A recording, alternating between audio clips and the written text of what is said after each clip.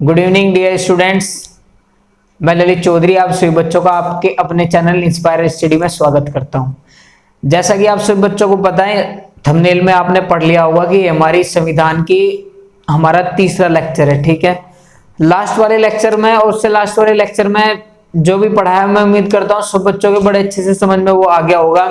ठीक है, नहीं कल वाली जो वीडियो थी संविधान की, जो लास्ट वाला लेक्चर था, उस लास्ट वाले लेक्चर में मैं सारे के सारे बिल को डिस्कस कर चुका था और उन बिलों को डिस्कस करने के साथ साथ मैंने तुमसे एक पॉइंट और पढ़ाया था, ज्वाइंट सेशन।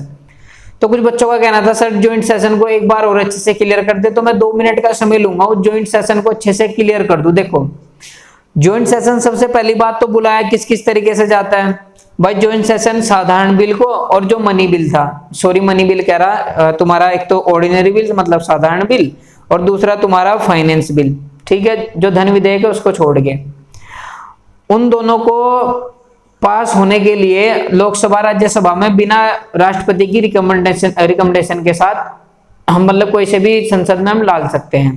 कहने का क्या मतलब है कि जो साधारण बिल है या वो फाइनेंस बिल है, उनको हम राष्ट्रपति की बिना सिफारिश के ही लोकसभा या राज्यसभा किसी भी सदन में ले जा सकते हैं। ठीक है, मान लो लोकसभा में वो पास हो गया और राज्यसभा में वो पास नहीं हुआ, तो राज्यसभा क्या करती है, उसको 6 महीने के लिए होल्ड पे डाल देती है। अगर राज्यसभा उस बिल को 6 महीने के लिए होल्ड पे डाल देती है तो उसमें एक विवाद पैदा हो जाता है। उस विवाद का निपटारा करने के लिए राष्ट्रपति एक ज्वाइंट सेशन बुलाते हैं जिसमें लोकसभा और राज्यसभा दोनों होती है। ठीक है, ज्वाइंट सेशन देखो ध्यान से समझ लेंगे एक बार और। ज्वाइंट सेशन का मतलब है संयुक्त बैठक। कहने का क्या मतलब है इसका, संयुक्त बैठक। ये जो संयुक्त बैठक है ये हमारे संविधान के आर्टिकल 108 में लिखी हुई है। इससे तुम्हारे यहाँ 2-3 प्रश्न बनते हैं। एक तो यही कि हमारे संविधान में जो संयुक्त बैठक है वो कौन से आर्टिकल में है, तो वो 108 में है। फिर संयुक्त बैठक को कौन बुलाता है, अगर पूछा जाए कि कौन बुलाएगा, कौन बुलाता है संयुक्त बैठक, तो वो कौन बुलाते हैं, हमारे राष्ट्रपति। दूसरा प्रश्न यहां से। फिर थर्ड वाला अगर प्रश्न देखें कि संयुक्त बैठक की जो अध्यक्षता करता है, जो उसके अध्यक्ष होता है वो कौन होता है, तो हमें सब बच्चों को पता होना चाहिए, वो होता है लोकसभा अध्यक्ष, मतलब हमारे स्पीकर। आगे बात समझ में, यहां तक ये बच्चों को डाउट क्लियर हो जाएगा तो बहुत अच्छी बात है। 3 क्वेश्चन यहां से बनते हैं। संयुक्त बैठक जो आर्टिकल 108 में लिखी हुई है, बुलाएगा कौन उसको, राष्ट्रपति। अध्यक्षता कौन करेगा, लोकसभा अध्यक्ष। लेकिन लास्ट वाली वीडियो में मैं ज्वाइंट सेशन को पढ़ाते हुए एक बात और डिस्कस करी थी। वो 1-2 बच्चे, मतलब जितने भी बच्चों ने पढ़ा उसका मुझे आंसर दे दिया। जिन बच्चों ने वीडियो नहीं देखी तो वो उनकी बेशर्मी है। ठीक है, नहीं वो देखते तो कम से कम उनको एक क्वेश्चन पता चलता कि हम ज्वाइंट सेशन जो है वो किस किस केस में नहीं बुला सकते। तो वो मैंने बताया था कि एक केस तो मैं तुम्हें बता चुका था, लेकिन मैंने सेकंड केस तुम्हें बताने के लिए बोला था जो तुमने नहीं बताया। तो मैं तुम्हें बता दूं, फर्स्ट जो केस है ये संविधान संशोधन।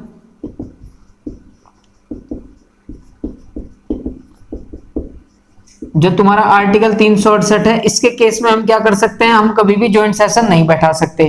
फिर सेकंड हमारा क्या, स्टेट बिल। जितने भी हमारे स्टेट बिल हैं उसके मैटर में हम कभी भी संयुक्त बैठक नहीं बना सकते। आई बात समझ में, तो यहां से तुम्हारे 5 क्वेश्चन बहुत अच्छे से क्लियर हो गए होंगे। संयुक्त बैठक जो आर्टिकल 108 में, बुलाएगा कौन उसको, राष्ट्रपति। अध्यक्षता कौन करेगा, लोकसभा अध्यक्ष। संविधान संशोधन जो बिल है और स्टेट बिल है, उनके हम जब भी ये बिल आएंगे, इन बिलों को देखते हुए हम कभी भी संयुक्त बैठक नहीं बुला सकते। आगे बात समझ में, यहाँ तक सब बच्चों के डाउट क्लियर हो गया होगा, बहुत अच्छी बात है। चलो अब हम चलते हैं अपने नेक्स्ट टॉपिक की साइड में। देखो हमारा नेक्स्ट टॉपिक क्या है, हमने 3 बिल अब तक पढ़ लिए। साधारण बिल पढ़ लिया, वित्त बिल पढ़ लिया, मनी बिल पढ़ लिया। हमारा एक बिल रह गया, हमारा क्या, संविधान संशोधन बिल। अब आज हम इसको पढ़ लेंगे। देखो क्या है तुम्हारा संविधान संशोधन बिल।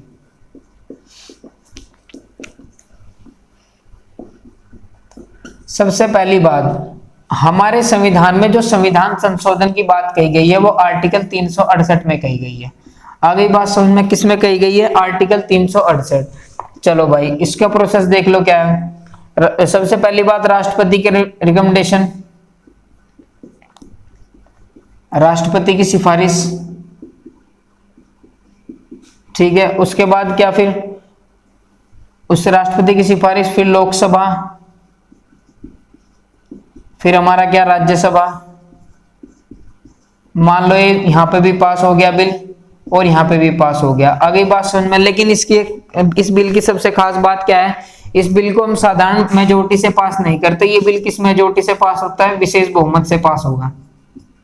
आई बात समझ में, ये बिल किससे पास होता है, हमारी विशेष बहुमत। अब तुम बोलोगे सर जी ये विशेष बहुमत क्या है, हमें इसके बारे में बताएं। देखो विशेष बहुमत क्या है, जो भी सदन है उस सदन में प्रेजेंटिंग मेंबर जो है उनका 2/3 क्या कहलाता है, हमारा विशेष बहुमत। आई बात समझ में। देखो ये संविधान संशोधन था, मान लो लोकसभा राज्यसभा में दोनों पास हो गया, पास होने के लिए क्या क्या करना पड़ता है, ये विशेष बहुमत से इसको पास कराना पड़ता है।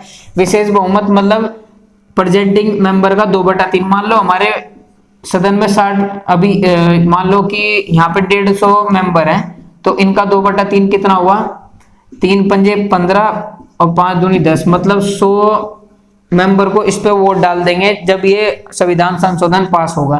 लेकिन अभी थोड़ी सी बात, अभी आगे चलते हैं। अगर ये बिल, ये संविधान संशोधन सेंटर प्लस स्टेट दोनों से अगर रिलेटेड हुआ तो देखो विशेष बहुमत से तो ये पास होगा ही होगा, प्लस 50% स्टेट में भी ये क्या होना चाहिए, पास होना चाहिए। क्या मैंने बताया, अगर जो बिल है तुम्हारा संविधान संशोधन बिल वो सेंटर और स्टेट से दोनों से जुड़ा हुआ है तो वो विशेष बहुमत से, विशेष बहुमत प्लस 50% स्टेट, मतलब जैसे 28 राज्य हैं तो उन 28 राज्यों में से 14 राज्यों में बिल उनकी विधानसभाओं में पास होना चाहिए। आगे बात समझ में, तो ये सब मैटर था तुम्हारा संविधान संशोधन का। यहाँ तक उम्मीद करता हूँ सब बच्चों के समझ में आ गया होगा। ठीक है, देखो सिंपल मेजोरिटी बहुत अच्छे से समझ में आ गई होगी। प्रेजेंटिंग एंड वोटिंग मेंबर मतलब उनका 2/3 हमारा क्या कहलाता है, हमारा ये विशेष बहुमत कहलाता है। चलो इसके बाद हम बात करते हैं, ये तुम्हारा संविधान संशोधन हो गया जो आर्टिकल 368 में आता है। सबसे बड़ी बात इसमें ये क्वेश्चन पूछा जाता है कि जो संविधान संशोधन है वो कौन से आर्टिकल में, आर्टिकल 368, और संविधान संशोधन हमारा कौन सी बहुमत से पास किया जाता है, तो वो विशेष बहुमत से पास होता है। पिछले वाले जो 3 बिल थे वो साधारण बहुमत से पास हुए, मतलब 50+1 हो जाएगी। लेकिन जो विशेष बहुमत है वो प्रेजेंटिंग मेंबर मल्टीप्लाई 2/3, मतलब उसका मतलब अगर 150 वहां पे मेंबर है तो 2/3 निकालेंगे तो इसका मतलब वहां पे 100 बंदे हमारे होने, 100 मेंबर उस पे वोट डालने चाहिए। आगे बात समझ में, चलो यहां से आगे चलते हैं फिर भाई। देखो ये बातें तुम्हारी सेंटर के बिल होगी, क्या मनी बिल मतलब साधारण bill, money bill, finance bill और संविधान संशोधन बिल। आई बात समझ में। अब इसी के साथ साथ में तुम्हें चलो स्टेट की भी बात कर लेंगे यहीं पे साथ साथ में। भाई सेंटर की बात होगी तो स्टेट की भी बात कर लो। तो देखो मैं तुम्हें ना एक ऐसी ट्रिक बताने वाला, अभी तुम बिल्कुल खुश हो जाओगे आर्टिकल को याद रखने के लिए। पहली बात तो ये है कि देखो मैं तुम्हारे कितने आर्टिकल अब तक याद करवा चुका बिना किसी टेंशन के और बिना किसी कंफ्यूजन के। देखो अभी हम किस पे बात करते हैं, अपने स्टेट पे। स्टेट में ये बिल कैसे होंगे, देखो पहला हमारा कौन सा बिल था, साधारण बिल। सेकंड हमारा क्या था, धन विधेयक, साधारण विधेयक बोल दो या कुछ भी बोल सकते हो। थर्ड हमारा क्या था, वित्त विधेयक। चौथा हमारा क्या था, संविधान संशोधन। लेकिन मैं संविधान संशोधन यहाँ नहीं लिखूंगा, संविधान संशोधन राज्य में नहीं होते, ठीक है, वो सेंटर पे ही होता है। हमारे राज्य में कितने बिल होंगे, बस 3 बिल होंगे, साधारण बिल, धन विधेयक और वित्त बिल। ये हमारा कौन से आर्टिकल में था, आर्टिकल 107 में, ये हमारा आर्टिकल 110 में, ये हमारा आर्टिकल 117 में। देखो मेरी बात बड़े ध्यान से सुनना, 80-90% आर्टिकल ऐसे हैं सेंटर के, मतलब केंद्र के। अगर मैं भाग 5 की बात करूं तो उसमें 80% आर्टिकल ऐसे हैं, अगर तुम उसमें 89 ही ऐड कर दोगे ना तो वो तुम्हारा स्टेट का अनुच्छेद बन जाएगा। देखो कैसे, अब तुम्हारा साधारण बिल अगर मैं सेंटर की बात करूं तो वो 107 में, अगर मैं इसमें 89 ऐड कर दूंगा तो ये तुम्हारा किसका बन जाएगा, स्टेट का बन जाएगा। देखो कितनी अच्छी बात बताइए, 9 और 8, 9 और 7 16, 8 और 1 कितना हुआ, 9 हुआ, और 196 में तुम्हारा क्या है, साधारण बिल, कौन सा, स्टेट का। इसमें तुमने 89 ऐड किया तो कितना बना, 9, 8 और 1 9 और 1 मतलब 199 आर्टिकल। इसमें तुम 89 ऐड करोगे तो ये कितना बना, 8 9 और 7 16 बना, 8 और 1 9 और 1 10, 1 और 1 2। यहां तक उम्मीद करता हूं सब बच्चों के आर्टिकल समझ में आ गए होंगे। स्टेट में क्या क्या, तुम्हारा साधारण बिल, धन विधेयक और वित्त बिल। 89 सेंटर वालों में ऐड कर दो तो ये कहां के बन जाएंगे तुम्हारे, ये तुम्हारे राज्य के बिल बन जाएंगे। ठीक है, अब इन्हें ऐसी एक एक को पढ़ना स्टार्ट करेंगे। देखो कैसे, अभी मैं धन विधेयक की बात करूं तो देखो क्या, वही अपना डायग्राम, ये हमारा धन विधेयक और ये हमारा क्या, वित्त विधेयक। तो इस बात से हम क्या समझे स्टेट में भी कि सारे के सारे धन विधेयक वित्त विधेयक होंगे और सारे के सारे वित्त विधेयक धन विधेयक नहीं होंगे। डायग्राम से समझ रहे होंगे सारे के सारे धन विधेयक क्या होंगे, वित्त विधेयक होंगे, लेकिन सारे के सारे वित्त विधेयक धन विधेयक नहीं होंगे। तो सबसे पहले हम किसकी बात करेंगे, इसमें धन विधेयक की बात करेंगे। ये सब बच्चों ने उतार लिया होगा, चलो मैं इसको हटा रहा हूं, ठीक है। वीडियो को रोक के ना उतार लिया करो इसको, और भाई थोड़ा वीडियो को शेयर कर दिया करो, इसको पूरी देख लिया करो, वरना मुझे बता दो कि सर हम इसको नहीं देखते, हमें नहीं पसंद आ रहा, डिसलाइक कर दो वीडियो को, मैं आगे बनाऊंगा ही नहीं संविधान की वीडियो, क्यों मैं परेशान हूँ फिर इसमें, ठीक है। नहीं, चलो आगे हम बात करेंगे धन विधेयक की। किसमें, स्टेट में। एक एक चीज इतने अच्छे से पढ़ा रहा मैं तुम्हें, एक एक चीज को उठा के, कौन पढ़ाएगा तुम्हें ऐसे, धन विधेयक। स्टेट में, सेंटर में हम पढ़ चुके, ये हमारी किसकी बात हो रही है, स्टेट की। सेंटर में 107 था, 89 इसमें ऐड किया, कितना बना, 9 7 16, 8 और 1 9 और 1। आर्टिकल किस में आ गया, 196 में। देखो जरा ध्यान से इधर, सबसे बड़ी बात क्या धन विधेयक की, सबसे पहले तो स्टेट की हम बात कर रहे हैं। ये कोई बिल विधेयक है, मतलब कोई विधेयक धन विधेयक है, इस बारे में कौन बताएगा बताएगा कौन, देखो धन विधेयक है या नहीं, इसको कौन डिसाइड करेगा, हमारे विधानसभा स्पीकर। आगे बात समझ में, इस बात को डिसाइड कौन करेगा, सबसे पहली बात तो विधानसभा स्पीकर। मान लो इसमें देखो, इसमें सबसे पहले क्या करना पड़ेगा, हमें राज्यपाल की सिफारिश लेनी पड़ेगी। सबसे पहले क्या किया, राज्यपाल की सिफारिश ली भाई। उसके बाद ये बिल कहां पे पहुंचेगा, तुम्हारा विधानसभा में पहुंचेगा। आगे बात समझ में, सपोज करो विधानसभा में ये बिल पास हो गया, उसके बाद बिल तुम्हारा कहां पे गया, विधान परिषद में। अब यहाँ पे दो कंडीशन बन गई, या तो ये पास करेगा या ये इसको पास नहीं करेगा, ठीक है। नहीं, मान लो इसने पास कर दिया तो भाई बिल क्या बन गया, वो कानून बन गया राज्य में। मान लो इसने बिल को पास नहीं किया, तो पास नहीं किया तो फिर क्या करेगा, विधान परिषद क्या कर सकती है, इसको 14 दिन के लिए क्या डाल सकती है, होल्ड पे डाल सकती है। मान लो इसने 14 दिन होल्ड पे डाल दिया, लेकिन बात वही है स्टेट में भी कि ये इसको पावरफुल जो हाउस है वो विधानसभा है। अब ये होल्ड पे डाल ले 14 दिन, चलो अच्छी बात है, 14 दिन तक अगर होल्ड पे डाल दिया तो चलो बिल होल्ड पे पड़ा रहा, लेकिन 15वें दिन उसको विधानसभा क्या कर देगी, खुद ही पास कर देगी, क्योंकि अख्तियार किसके पास है, पावरफुल हाउस कौन है, हमारा विधानसभा है। ये थी बात तुम्हारी किसकी, धन विधेयक की। उम्मीद करता हूँ बात समझ में आ गई होगी। मैंने सेंटर में ना बहुत अच्छे से धन विधेयक को एक्सप्लेन कर दिया, ये बस उसका ही एक रिपीट मैटर है, ठीक है। बस आर्टिकल में 89 करके वो थोड़ा सा चेंज हुआ, वहां पे तुम्हें क्या, जो स्पीकर है वो लोकसभा स्पीकर बता रहे थे कोई धन विधेयक है या नहीं, यहाँ पे कौन बता रहा है, विधानसभा स्पीकर बता रहे। वहां पे राष्ट्रपति की सिफारिश लेनी पड़ी थी, यहाँ पे किसकी सिफारिश लेनी पड़ी, तुम्हें राज्यपाल की सिफारिश लेनी पड़ी। विधानसभा में पास करवा दिया, फिर विधानसभा में पास करवा दिया, 14 दिन को ये होल्ड पे डाल सकती है, वरना तो क्या हो जाएगा, बिल पास हो जाएगा। अच्छा, कुछ बच्चों का कहना है सर विधान परिषद जो है वो तो कुछ ही राज्य में है, कुछ में है नहीं, तो फिर क्या करेंगे। देखो मेरी बात बड़े ध्यान से सुनना, जिस राज्य में है, जैसे यूपी, बिहार, कर्नाटक, महाराष्ट्र, आंध्र प्रदेश, तेलंगाना, ऐसे ऐसे राज्यों में तो विधान परिषद है। जिनमें नहीं है वहां पे तो फिर क्या करेंगे, वहां पे तो विधानसभा ही अपने हाथ में पास कर देगी। विधानसभा नहीं पास कर दिया, अपना हुक्का अपनी मरोड़, वही बात है फिर तो। आगे बात सुनना, चलो इसके बाद फिर हम बात करते हैं किसकी, हमारे साधारण विधेयक की। देखो इसकी तरीके से यहाँ पे वित्त विधेयक पास हो जाएगा। आई बात सुनना, जैसे धन विधेयक इसमें पास हुआ, ऐसे ही वित्त विधेयक पास हो जाएगा। जिनको ये बड़े अच्छे से समझना है ना, वो पिछले वाले संविधान के जरा लेक्चर देख ले, क्योंकि मैं इसमें बहुत अच्छे से बता चुका हूँ, मैं तो बस स्टेट को डिफाइन कर रहा हूँ। आगे बात सुनना, चलो इससे आगे चलते हैं। फिर किसके बारे में बात करेंगे, हम साधारण विधेयक के बारे में बात करेंगे। और सबसे पहली बात तो मैं तुम्हें बता चुका हूं कि सारा का सारा पैसे से जुड़ा मामला वो किसके अंदर आता है, हमारा धन विधेयक के अंदर आता है। चलो इधर ध्यान दो जरा साधारण विधेयक के बारे में।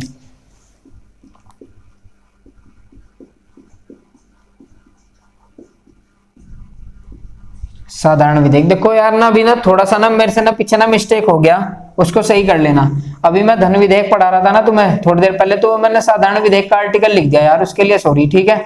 धन विधेयक का जो आर्टिकल है ना वो 110 है, इसमें हमने 89 ऐड करा, तो 9 9 और 1, उसका आर्टिकल 199 बनेगा, उसको हटा देना, ठीक है। नहीं वो मैंने साधारण बिल का क्या कर दिया, वहां पे गलती से वो लिखा गया, ठीक है। साधारण जो साधारण विधेयक का है वो मैं इस बार लिखूंगा, वो जो पहले लिख दिया गलती से, ठीक है। साधारण बिल मतलब साधारण विधेयक।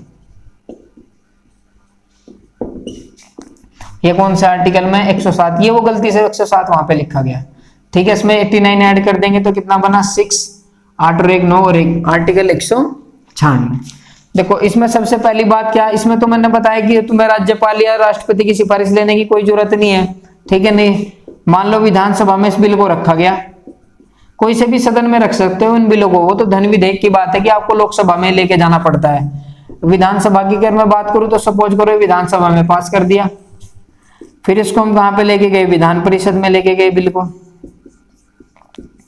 चलो जी, विधान परिषद में ये बिल दो कंडीशन हो सकते हैं, या तो ये पास हो जाए या ये पास ना हो। तो देखो यहाँ पे क्या करेगा, देखो वहां पे तो क्या हुआ था, 6 महीने के लिए राज्यसभा ने होल्ड पे डाल दिया था, लेकिन यहाँ पे ऐसा नहीं है।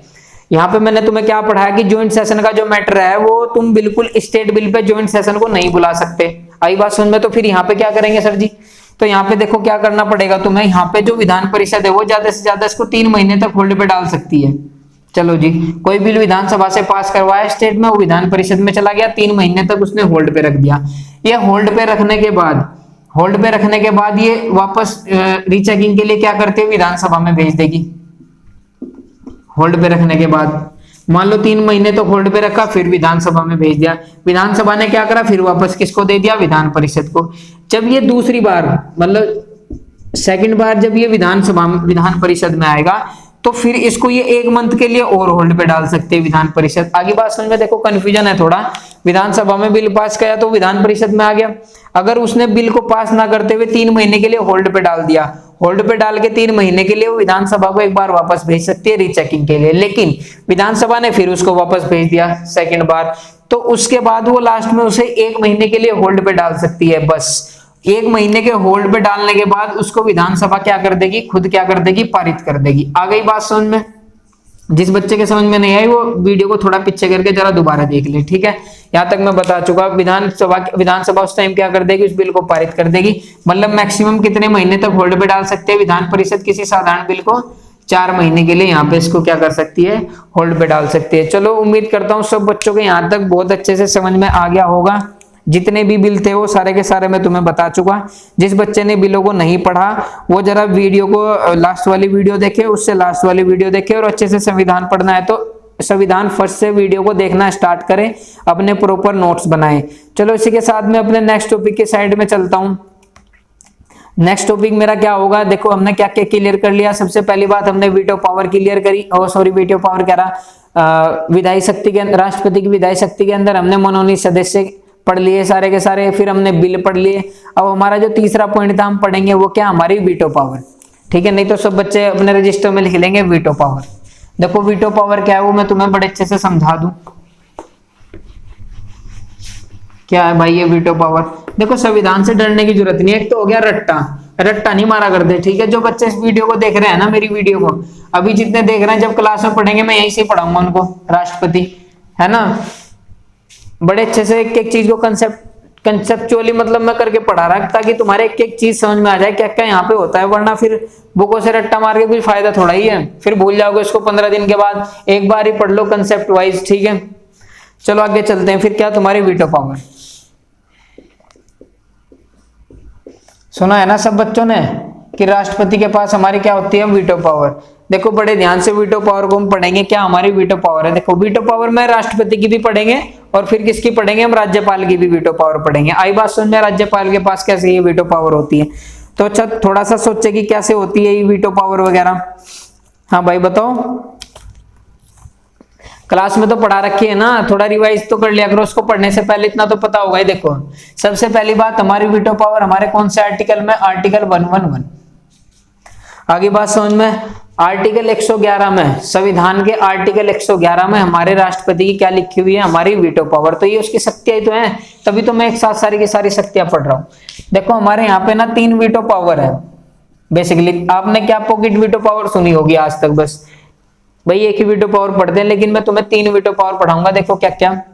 सबसे पहली veto power absolute veto power, जिसको हिंदी में बोलते हैं आत्यंतिक वीटो पावर, आत्यंतिक वीटो पावर। उसके बाद फिर सस्पेंसिव वीटो पावर, ठीक है, उसके बाद फिर होगी तुम्हारी पॉकेट वीटो पावर।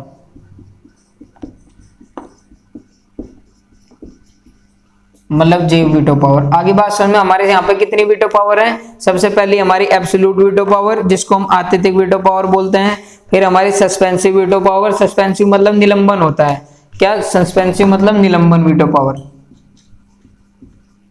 और फिर थर्ड नंबर पे हमारी कौन सी? पॉकेट वीटो पावर मतलब जेब वीटो पावर। आगे बात सब बच्चों के यहाँ तक समझ में? तो अभी अब एक एक चीज को हम बड़े ध्यान से पढ़ेंगे कि ये एब्सोल्यूट वीटो पावर क्या है, या ये सस्पेंसिव वीटो पावर क्या है, और हमारी ये पॉकेट वीटो पावर क्या है। देखो, जब मेरी बात बड़े ध्यान से सुनना, जब हमारे राष्ट्रपति एब्सोल्यूट वीटो पावर का यूज करते हैं, मान लो कोई बिल उनकी सिफारिश के लिए आया या साइन होने के लिए आया, आई बात समझ में? कोई भी बिल सरकार ने राष्ट्रपति के पास भेज दिया, तो राष्ट्रपति को वहां पे 3 वीटो पावर है। उन वीटो पावर का यूज कैसे कैसे करता है, बड़े ईमानदारी से सुनना। सबसे पहले वो अपनी एब्सोल्यूट वीटो का पावर का यूज कर सकता है। इस वीटो पावर में क्या है? बिल्कुल डिनाई कर देगा, मतलब उस बिल को क्या कर देगा? मना कर देगा, बिल्कुल मना, बिल्कुल मना कर देगा, साफ मने कि मैं इसको नहीं करूंगा, बात खत्म। ये तो वही हमारी क्या? Absolute veto power. उसके बाद में बात करूं suspensive veto power. Suspensive veto power को क्या है? देखो, सस्पेंसिव वीटो पावर में क्या करता है? ये सस्पेंस, देखो ये बीच का है ना, तो बीच वाला ही काम कर देगा। बस ये क्या करेगा कि इसको रीचेकिंग के लिए, रीचेक के लिए वापस भेज सकता है। क्या निलंबन में क्या कर सकता है? निलंबन करना है ना, उसको रीचेक के लिए वापस भेज सकता है। सपोज करो सरकार ने राष्ट्रपति के पास कोई बिल भेजा, उसने उस पर सस्पेंसिव वीटो पावर का यूज कर दिया, मतलब रीचेक का। रीचेक करने के बाद वो वापस सेंट्रल गवर्नमेंट पर चला गया। आई बात समझ में? अगर सेंट्रल गवर्नमेंट ने वापस अगर राष्ट्रपति के पास भेज दिया, भाई इसके पास कोई बिल आया, रीचेकिंग के लिए सेंट्रल गवर्नमेंट के पास गया, सेंट्रल गवर्नमेंट ने फिर वापस इसको भेज दिया। अगर ये वापस फिर से राष्ट्रपति के पास आ गया, तो फिर राष्ट्रपति की मजबूरी है, उस बिल को क्या करने पड़ेगा? मतलब इस पर साइन वगैरह करने पड़ेंगे, है ना। पास बोल दो या साइन वगैरह बोल दो, तो उस पर क्या करने पड़ेंगे? राष्ट्रपति की मजबूरी है उस पर साइन करने की। तो उम्मीद करता हूं एब्सोल्यूट वीटो पावर समझ में आ गई होगी, बिल्कुल मना कर दे। सस्पेंसिव वीटो पावर मतलब उस पर निलंबन रख दे, उसको एक बार रीचेक के लिए भेज दे, लेकिन अगर वापस उसके राष्ट्रपति के पास आ गया तो उसको मजबूरी है उस पर साइन करने की। अब मैं बात करूंगा किसकी? Pocket veto power. देखो पॉकेट वीटो पावर क्या है? देखो सबसे पहले क्वेश्चन बनता है यहां से, हमारे एक राष्ट्रपति थे ज्ञानी जैल सिंह। सबसे पहले हमारे पॉकेट जो वीटो पावर है, हमारे ज्ञानी जैल सिंह जो राष्ट्रपति थे, उन्होंने यूज किया था 1986 में। इसको समझ लो, ये वीटो पावर है क्या? देखो पॉकेट वीटो पावर। देखो पॉकेट वीटो पावर ऐसे ना तो हाँ करना और ना करना, बस सीधी सी बात यहीं पे खत्म है। पॉकेट वीटो पावर हमारी क्या है? ना तो हाँ करो ना करो, उठा के जेब में रख लो, ना जवाब देना, मतलब बीच में लटका दो मामले को। ना तो उसको हाँ किया और ना ही उसको क्या किया? मना किया। आई बात समझ में? उम्मीद करता हूँ यहाँ तक सब बच्चों को वीटो पावर का आज कंसेप्ट बड़े अच्छे से क्लियर हो गया होगा। वीडियो को एक बार दोबारा जरूर देख लें। लेकिन अभी ये मेन थोड़ी ना है, वीटो पावर में अभी यहाँ थोड़ी खत्म होगी। अभी तो ये भी मुझे पूछना है कि वीटो पावर कहाँ कहाँ यूज नहीं कर सकता राष्ट्रपति। भाई ऐसा थोड़ा ही है कि संविधान संशोधन बिल आया, राष्ट्रपति क्या करके बैठ गया? बिल को होल्ड पे डाल के बैठ गया। तो सबसे बड़ी बात तो यही है। तो चलो आगे लिख लेंगे कि संविधान संशोधन जितना भी विधेयक है और हमारे जो धन विधेयक है, उन पर क्या है? राष्ट्रपति वीटो पावर का यूज नहीं कर सकते। क्या मैंने बोला? देखो एक तो तुम्हारा क्या? संविधान संशोधन बिल, और एक क्या तुम्हारा? धन विधेयक। इन पर क्या? वीटो पावर का यूज नहीं कर सकता। आई बात समझ में? इन दोनों पे वीटो पावर का यूज नहीं होगा। अब आपके दिमाग में चल रहा होगा सर जी क्यों ऐसा क्यों है कि संविधान बिल लिख दिया, संविधान संशोधन बिल। संविधान संशोधन बिल पर बिल्कुल भी नहीं कर सकते, धन विधेयक पे नहीं कर सकते। भाई बात बताओ, सेंट्रल गवर्नमेंट है, उसको कहीं पे पैसा इन्वेस्ट करना, कोई स्कीम चलानी, राष्ट्रपति के पास साइन के लिए भेज दिया। अब राष्ट्रपति ने क्या करा? उस पर वीटो पावर लगा के बैठ गया। तो ऐसे सेंट्रल गवर्नमेंट अपने काम कर लेगी, तुम खुद ही सोचो इस बात को, नहीं कर पाएगी ना। तो इसलिए इन जो संविधान संशोधन और धन विधेयक है ना, इन पर राष्ट्रपति कभी भी वीटो पावर का यूज नहीं करते। बहुत बार ये पेपर में आ चुका कि निम्नलिखित में से राष्ट्रपति किन किन प्रोग्राम पर वीटो पावर का यूज नहीं कर सकते। तो धन विधेयक के मामले में और संविधान संशोधन के मामले में कभी भी राष्ट्रपति वीटो पावर का यूज नहीं कर सकते। उम्मीद करता हूं यहां तक सब बच्चों के समझ में बहुत अच्छे से आ रहा होगा। आगे बात समझ में, चलो इसके बाद मैं यहीं के यहीं खत्म करता हूं राज्यपाल को। राज्यपाल की वीटो पावर भी देख लो क्या है भाई। राज्यपाल का भी तो पता होना चाहिए ना, राज्यपाल का क्या वीटो पावर है। ये कितना है तुम्हारा आर्टिकल 111 में है, इसमें 89 ऐड कर दो तो राज्यपाल की वीटो पावर बन जाएगी। सर जी ये तो आपने बहुत अच्छा बता दिया हमने, ये तो सेंटर के और स्टेट के दोनों के याद हो जाएंगे हमारे बहुत अच्छे से, है ना। चलो इसमें क्या काम करो, 89 ऐड करो, 9 और 1 10, 8 और 1 9 और 1 10 और ये क्या बना 200। सीधा हम कहां पे पहुंच गए 200। देखो ये आर्टिकल क्या बन गया हमारा 200। अब जरा बड़े ध्यान से देखना क्या है आर्टिकल 200,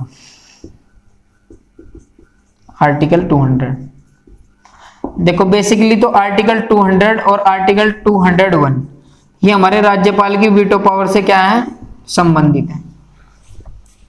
आर्टिकल 200 में क्या लिखा हुआ है कि राज्यपाल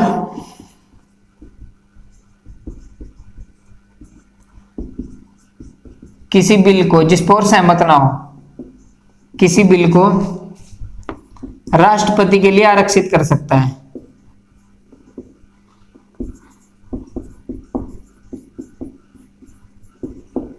क्या कहने का मतलब हुआ, देखो कुछ बिल ऐसे होता है ना कि राज्यपाल के हाथ में नहीं होते, कि राज्यपाल उस पर डिसाइड नहीं ले पाता भाई, उस पर क्या मतलब उसको डिसाइड नहीं कर सकता कि हम किसको क्या करें। तो उस टाइम पे राज्यपाल क्या करता है, राष्ट्रपति के लिए उस बिल को क्या कर देता है रिजर्व कर देता है, और ये बोल देता है कि राष्ट्रपति जो देख लेंगे, इसको जो भी करेंगे राष्ट्रपति कर देंगे।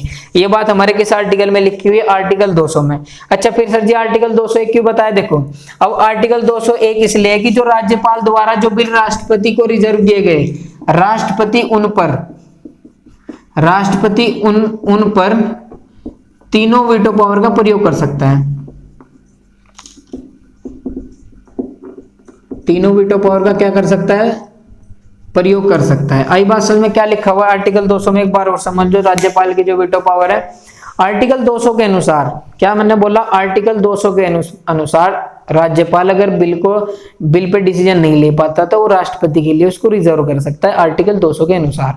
और आर्टिकल 201 में क्या लिखा हुआ है कि आर्टिकल 201 राष्ट्रपति उन बिल पर जो राज्यपाल के द्वारा दिए गए हैं उन पर कोई भी 3 वीटो पावर का यूज कर सकता है। अच्छा तो फिर ये कंसेप्ट था हमारा किसका लेकर, वीटो पावर को लेकर। उम्मीद करता हूँ सब बच्चों के बहुत अच्छे से समझ में आ गया होगा। इसको उतार ले जहां तक भाई देख, अपने नोट्स बनाते रहे सब बच्चे, आगे बात समझ में, बड़े प्यार से नोट्स बनाए, ठीक है। चलो फिर आगे चलते हैं एक नए कंसेप्ट के साथ। आज इसको बिल्कुल खत्म कर देंगे विधायी पावर को, जो विधायी शक्ति है। इसके बाद फिर मुझे सत्र पढ़ाना है तुम्हें।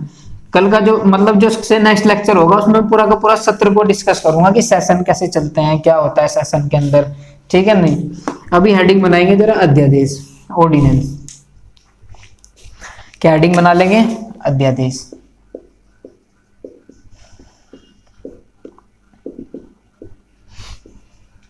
आर्टिकल 123।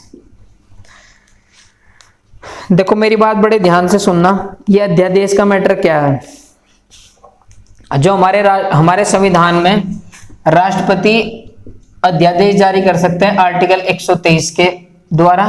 और अगर मैं बात करूं, चलो भी राष्ट्रपति के बारे में सुन लो। देखो मेरी बात सुनो, अध्यादेश क्या है। अभी मैं तुम्हें सत्र के बारे में, जिस सत्र के बारे में मैं भी तुम्हें बता रहा था उसको मैं नेक्स्ट लेक्चर में पूरे के पूरे सत्र को डिस्कस करूंगा। अभी के लिए तुम इतना समझ लो कि हमारे यहाँ पे जो सत्र चलते हैं ना, सेशन, तुमने कभी न्यूज वगैरह में सुना भी होगा। मान लो सदन में कोई सेशन नहीं चल रहा है ना, ऐसा मान लेंगे कि कोई सदन में अभी सेशन नहीं चल रहा और कोई ऐसा बिल सरकार को पारित करना पड़ गया जो हमारे जनता के मतलब लोक महत्व के रूप में है। लोक महत्व का मतलब है जो जनता के फेवर में है। आई बात समझो, उस बिल को एकदम से पास करना पड़ गया है ना। अभी जैसे कोविड-19 का मैटर चल रहा था, उसमें जो अगर एकदम से कोई बिल पास कराना पड़ा, जैसे 20 लाख करोड़ का जो पैकेज आया, ऐसे ऐसे बिल मतलब वो एकदम से पास कराने पड़ जाएं और सेशन ना चल रहा हो, तो उस टाइम पर क्या करेगी सरकार। तो उस टाइम पर सेंट्रल गवर्नमेंट की सलाह पर, क्या मैंने बोला, जब हमारे सेशन नहीं चल रहा हो, ठीक है नहीं, और एकदम कोई लोक महत्व के रूप में हमें कोई बिल पास करना हो, तो हमारे जो राष्ट्रपति हैं वो सेंट्रल गवर्नमेंट की सलाह पर अध्यादेश जारी कर सकते हैं और उस बिल को पास कर सकते हैं। इस बात को बड़े अच्छे से लिख देंगे। क्या लिख देंगे, अगर सदन में कोई सत्र ना चल रहा हो, क्या मैंने बोला, अगर सदन में कोई सत्र ना चल रहा हो और सेंट्रल गवर्नमेंट को लोक महत्व के रूप में कोई बिल पास करना हो, तो उस टाइम पर राष्ट्रपति सेंट्रल गवर्नमेंट की सलाह पर अध्यादेश जारी कर सकते हैं। इतनी बात सब बच्चों के समझ में आ गई। चलो भाई फिर तो बहुत अच्छा है, इतनी बात समझ में आ गई। अच्छा चलो फिर अगर हम इसमें राज्यपाल की बात करते तो फिर राज्यपाल क्या करेंगे भाई, राज्यपाल का भी तो पता होना चाहिए। तो आर्टिकल 213, बस 2 को इधर कर देना इसको, आर्टिकल 213 के अनुसार यही काम क्या कर सकते हैं हमारे राज्यपाल कर सकते हैं। किसकी सलाह पर? सीएम की सलाह पर। देखो एक बार समझ लो इस बात को, जो हमारे राष्ट्रपति थे क्या वो सेंट्रल गवर्नमेंट की सलाह पर, ये सेंट्रल गवर्नमेंट लिखा है, सेंट्रल गवर्नमेंट की सलाह पर राष्ट्रपति अध्यादेश जारी कर सकता है,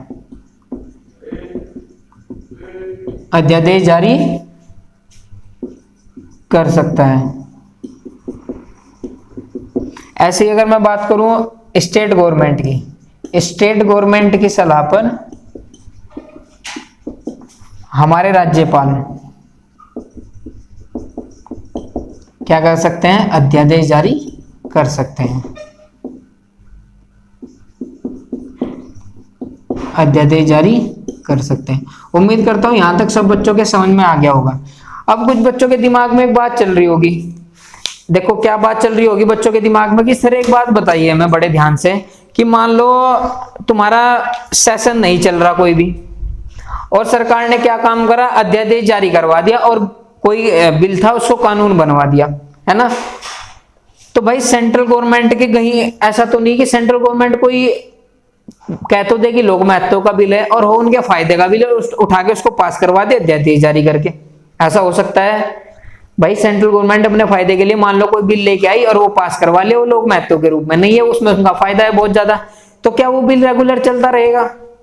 क्या उस पर कोई जुडिशरी पावर का हम यूज नहीं कर सकते? ऐसा कुछ नहीं है, हम सब कुछ कर सकते हैं। देखो कैसे मैं तुम्हें बड़ा अच्छे से समझा रहा, ये तो एक बस डेफिनेशन थी आर्टिकल 123 और आर्टिकल 213।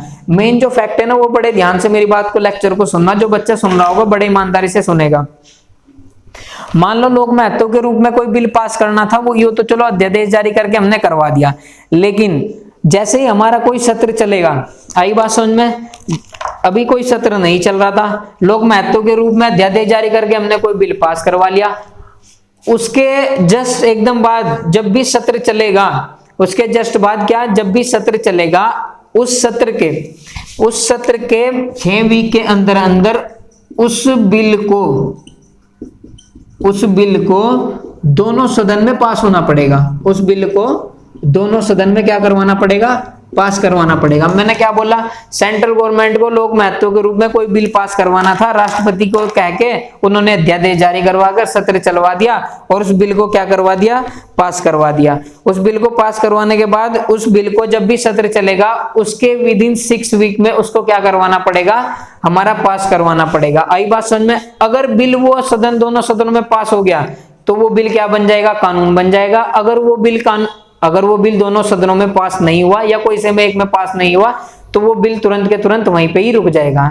ठीक है, नहीं तो उम्मीद करता हूं यहां तक सब बच्चों के बहुत अच्छे से समझ में आ गया होगा। जितने भी आज टॉपिक पढ़ाए गए, आर्टिकल 368, वीटो पावर और तुम्हारे अध्यादेश। इससे नेक्स्ट वाले लेक्चर में संविधान के हम पढ़ेंगे सत्र, मतलब सेशन कैसे चलते हैं ना, वो सारा का सारा मैटर सेशन का हम सब कुछ खत्म कर देंगे। यहाँ तक सब बच्चों के बहुत अच्छे से समझ में आया होगा। इस वीडियो को लाइक करें अगर तुम्हें ये पढ़ना अच्छा लग रहा होगा, ठीक है, और सब्सक्राइब करें, अपने 5-7 दोस्तों को अपना क्या कर दे, इसको शेयर कर दे। चलो फिर आज के लिए इतना ही, टेक केयर, बाय बाय।